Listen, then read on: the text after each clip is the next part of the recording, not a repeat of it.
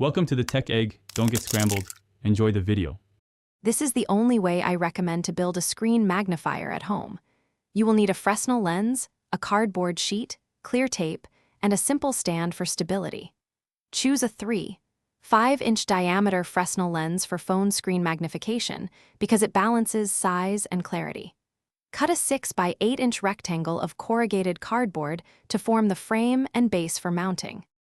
Fold the cardboard into an L shape with a 90-degree riser to support the lens and form a stable viewing angle. Reinforce the fold with clear tape and add a 1-inch cardboard brace for extra rigidity. Mount the Fresnel lens at the top edge and secure it with clear tape so it cannot shift during use. Place your phone on the base and slide it until the image focuses sharp and fills the lens area. Adjust the distance between the phone and the Fresnel lens to roughly 6 inches for optimal focus and comfortable reading. If the image shows distortion, move the phone forward or backward in 0.5-inch increments until letters appear crisp. Use small shims of cardboard under the phone to fine-tune the height and viewing angle for consistent results.